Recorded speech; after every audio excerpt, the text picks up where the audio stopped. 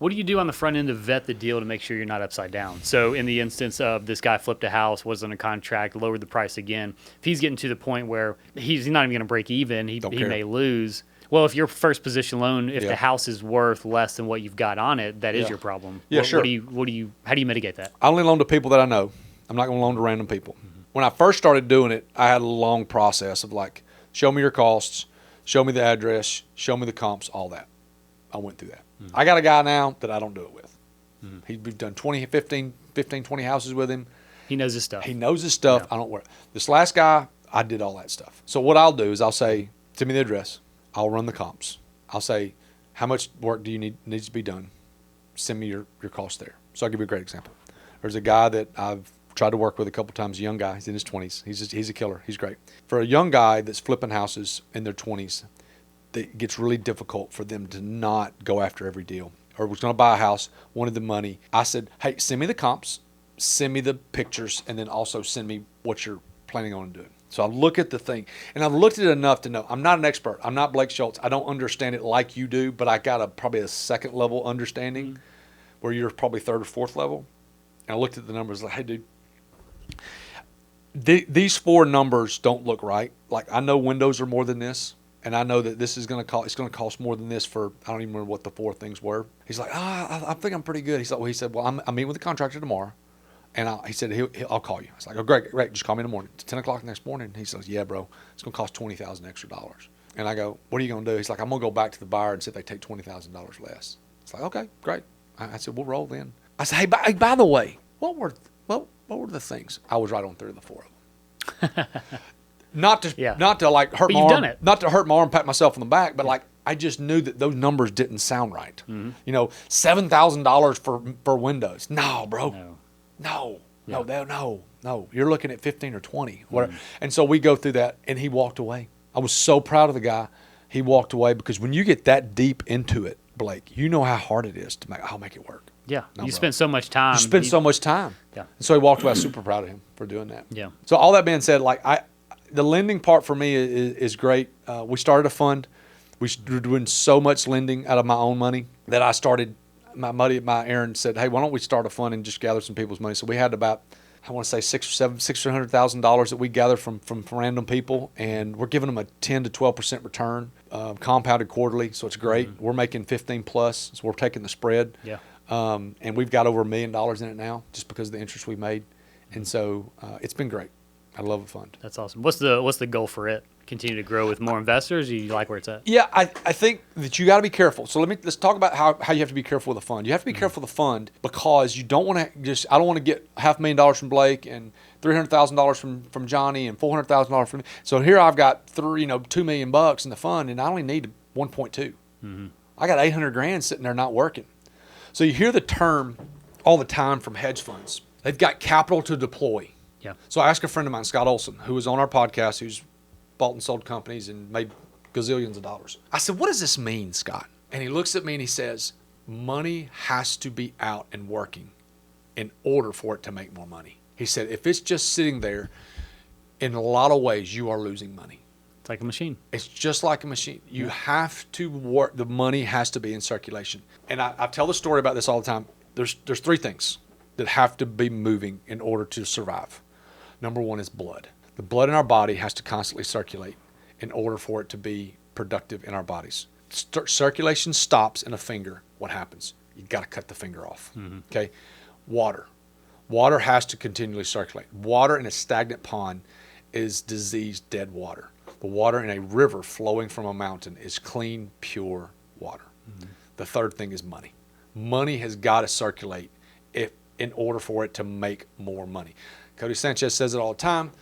Your money's got to go out, but when your money goes out, it has to bring back friends. Mm-hmm. So money has to circulate. And so that's why you have to be careful with a fund. For if you called and said today, hey, T, I got $1 million that I want to put in the fund, I'll be like, hey, dude, I can take $500,000 because I don't want to have too much in there that's not working because you're expecting a 10 to 12% return on that money. And if I ain't making 15 or 13 or 14%, I'm in the red.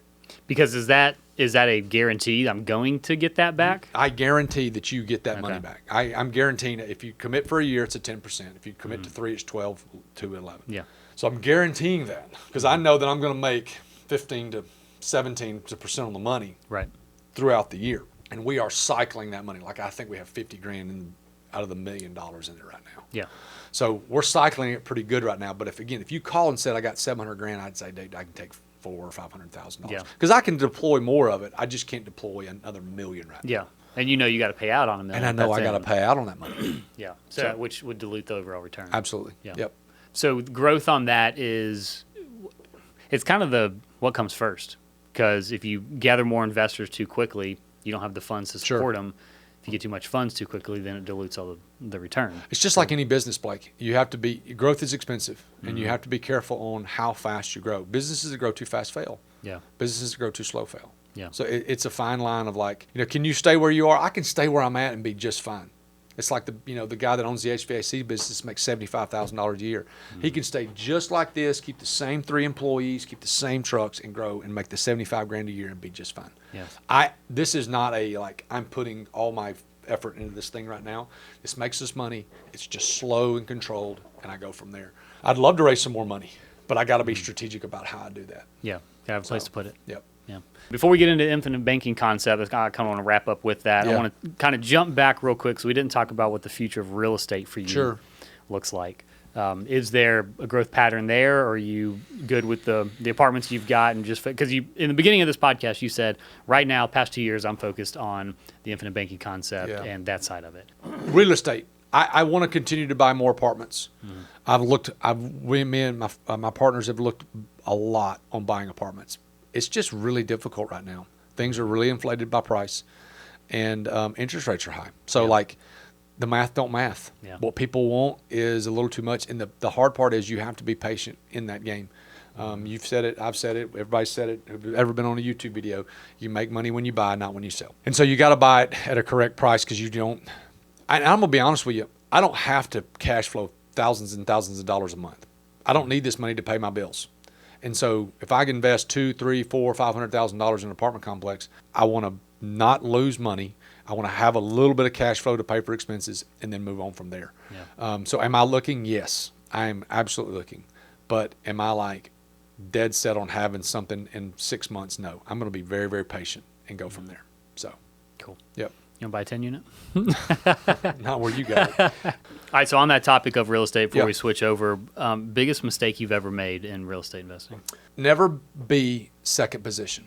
There's 3 rules that me and my partners have come up with. Number 1 is never do a deal with someone that's not putting their own money in the deal.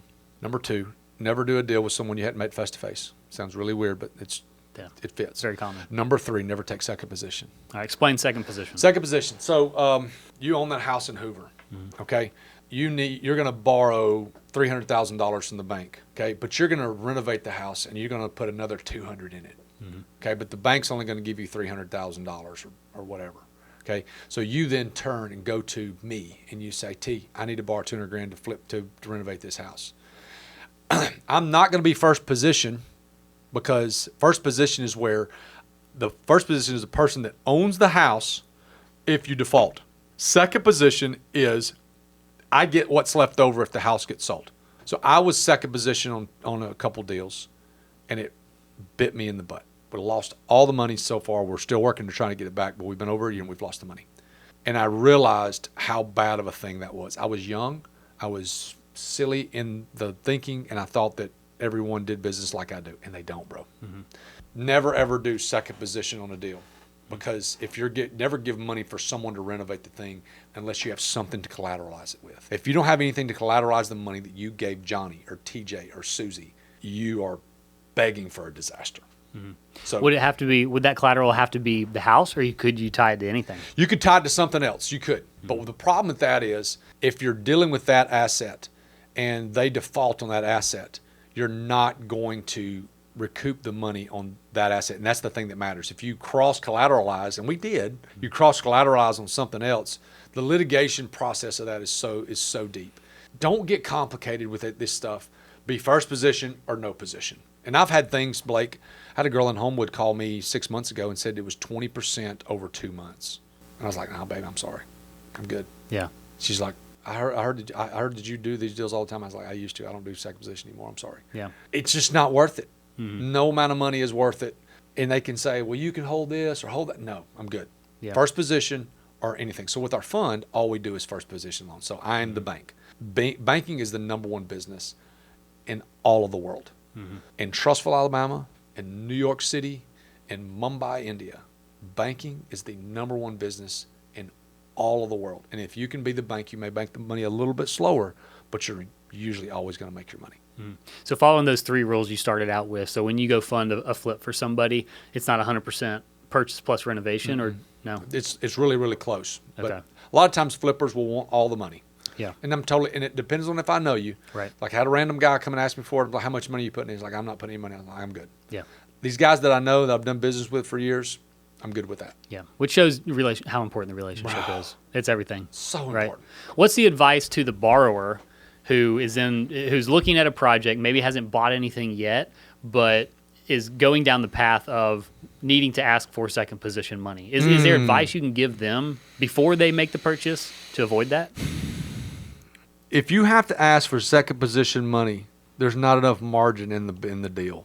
Does that make sense? Yeah, the deal's not good enough. The deal's not good enough. If I can't get enough money to take the home, flip the home with just those dollars, there's not enough meat. There's not enough meat on the bone there, in my opinion. Now, look, somebody's going to go out there and prove me wrong. I get that because people do second position all the time. It ain't for me. That's just not a deal for me. My advice on anybody getting into this business of flipping is make sure you are over marginalized, because time is your worst asset. Because when you flip, most of the time you're not doing all the work yourself. When you flip, you have to depend on other people. Other people's schedules are going to come before your schedule. And when other people's schedules come before your schedule, it becomes, at that point, it becomes a race of like who can get the thing done first. And time is money. Like, for example, I told the guy that we got the loan out for now, I told my partner, I was like, hey, dude, he gets to, I think, September 1, it goes up another 2.5%. He's like, yeah, I know. Yeah. At that point, because the guy had a run-in with the city inspector. And the city inspector, he says, kind of a hardtail. And it's just like, you should have known that going in. Like, now he's not mad at us and we're not mad at him, but it's just the way it is. Yeah, price of business sometimes. So. I just sold a flip to a contractor investor of mine that's a client, and he the seller wanted a month after closing to stay into the house. And so we wouldn't get to start work. He wouldn't get to start work until a month after buying it. Adding on to that advice to someone getting into the flipping business or investing business is don't ignore those soft costs. Because we looked at it. He called his lender. He's using a bank. He said, well, it's going to cost me $2,300 per month to hold this house. Yeah. And so go back to him and say, we're willing to do that, but you're costing me $2,300. Yep. And so we need to lower the price by that much or have some kind of concessions to where that's built in, because that's pay them rent. Yeah. In that situation, the guy just needs to pay the rent. Yeah. They ended up saying, you know what, we only need 3 days. Imagine that. Wow. So, and then anything after 3 days is $100 a day. $100 a day. Yeah. So, anyways, don't ignore those soft costs, right? You got your window, your flooring, your paint. You can measure that. The soft costs you can't ignore. Measure because it can be significant, 15, 20%. And here's the thing. This sounds so cliche, but time is money. Yeah. And every day that you go is another however much in interest to either the lender or to whatever you can get. I mean, because here's the thing. There's about a 3 or 4 week window in there in June of 22, 2021, when interest rates went from here to here. Bro, I missed it by like 6 weeks. No, we did. We sold the house in August. If we sold the house in June, we would have made $30,000 more because of interest rates. They shot up so fast, so quick. Yeah. So, and that was a hard part of what hurt us. Yeah. Switching to our last little segment. Yeah. Infinite banking. So we've talked a little bit about it. Give me a quick overview. What is it? And then let's get into the details. Infinite banking is a concept where you use cash value life insurance, whole life insurance, in order to store and invest cash as a savings vehicle. So let's talk through this. So there's a bunch of different ways we can go to California. We can go by plane, we can go by bike, we can go by car. What's the most efficient way? It's a plane. Yeah. Okay.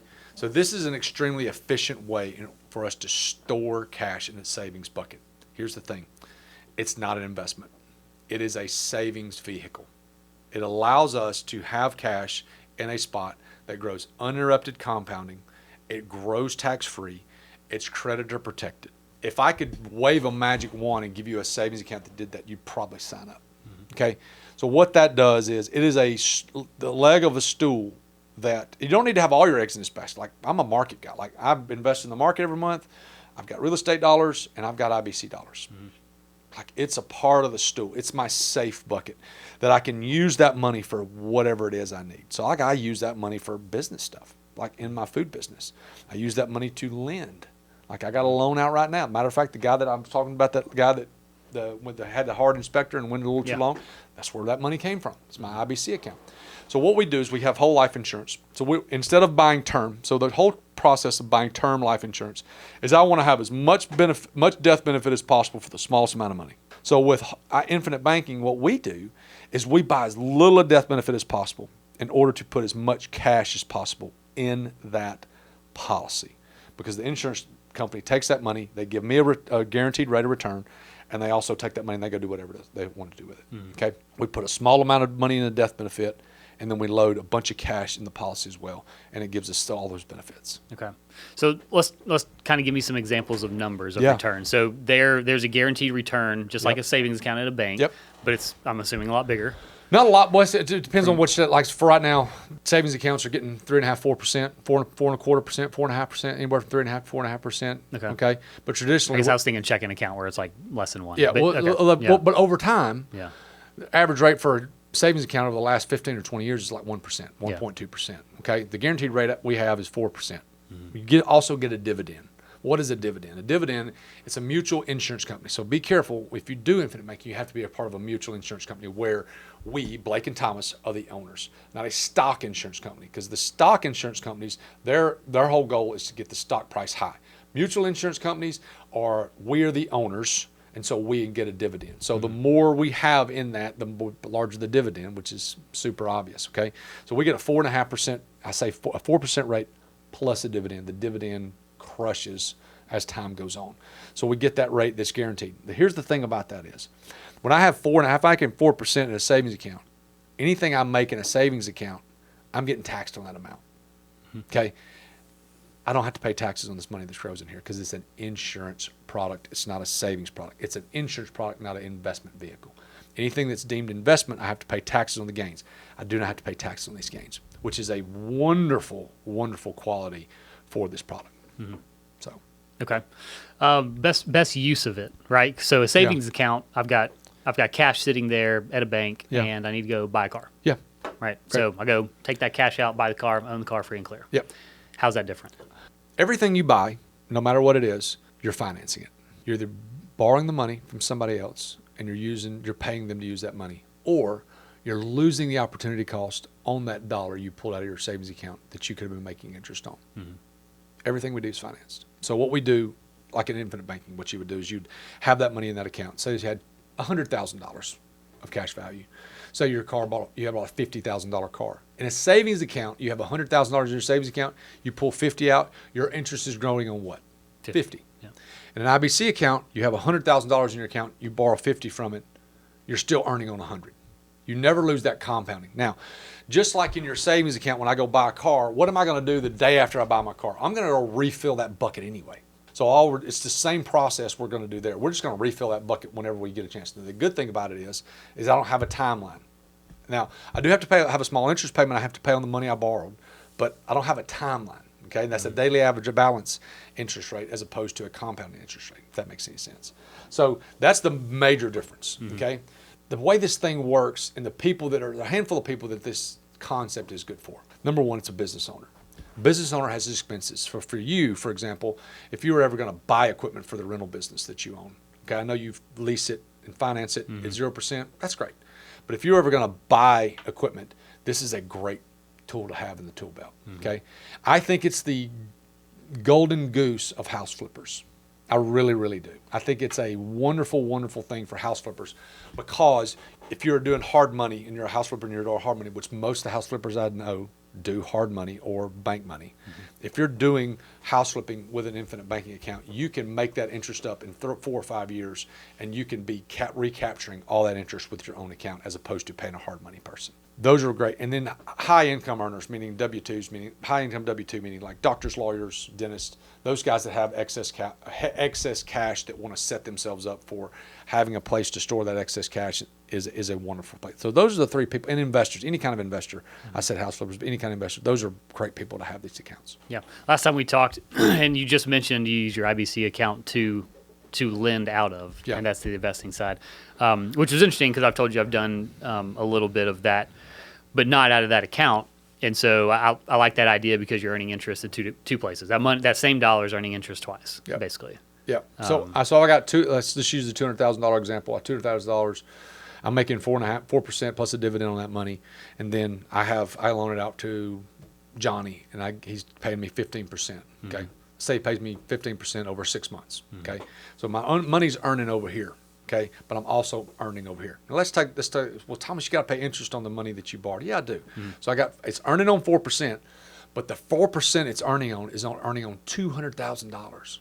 I borrow 100 from it. I pay interest on the 100.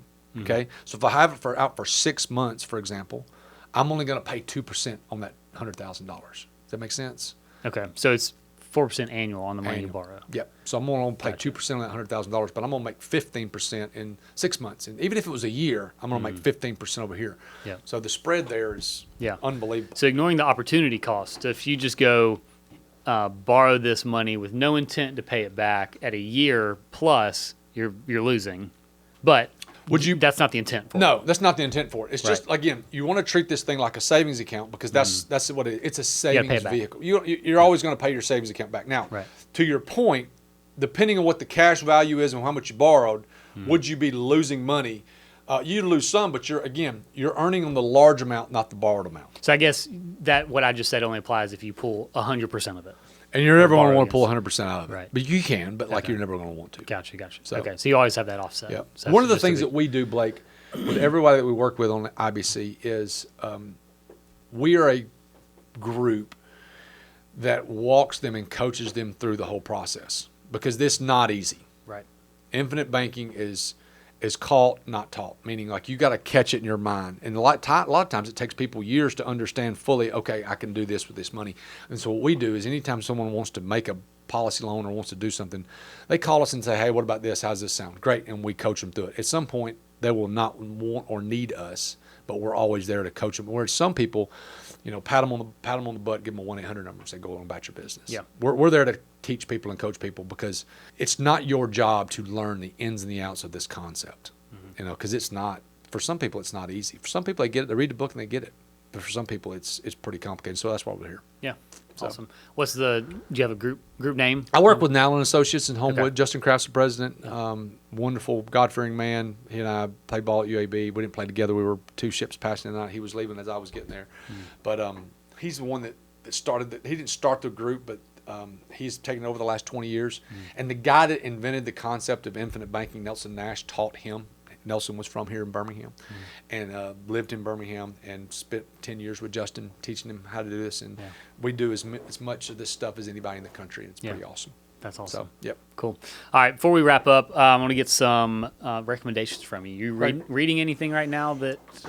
Everything I'm reading right now, Blake, is fine. I don't have anything on my desk that's wonderful. I will say anytime someone asks me about a book, I give them 2 or 3 things that I think are like the best books I've ever read. Number 1 is The Wealthy Gardener. It's probably the best book I've ever read. You got to take the Bible out. Everybody, that's kind of the Sunday school answer. It's a given, yeah. But The Wealthy Gardener is a wonderful book. Yeah.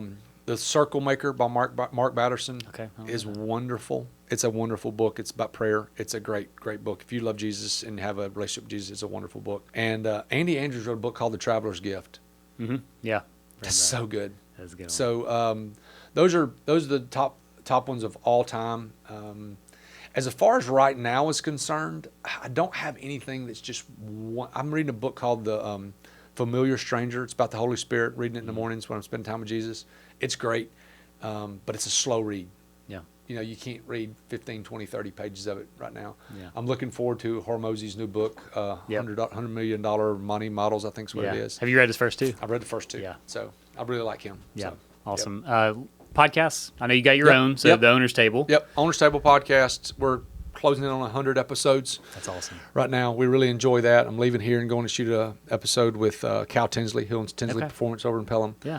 A friend of ours, and but I'm really similar to you. We batch them together, and you know, you probably don't make money on this at all. Probably lose money, but the relationships we make on doing a podcast and the things we learn are priceless, and so that's why we do it. And it's fun. It's a relationship business, right? That's it. It is. Awesome. Where can people find out more about you? ThomasCox.co. That's our website. We've got Meal Fit and Table and Time and things like that. But if you want to reach me, ThomasCox.co is our website, and there's contact forms, numbers, all that stuff on there. And if they want catering business, infinite banking, it's all there. Yep. You can find it all there. Man, thanks so much for being here. I'm glad to be here. Thank you. Till next time. All right.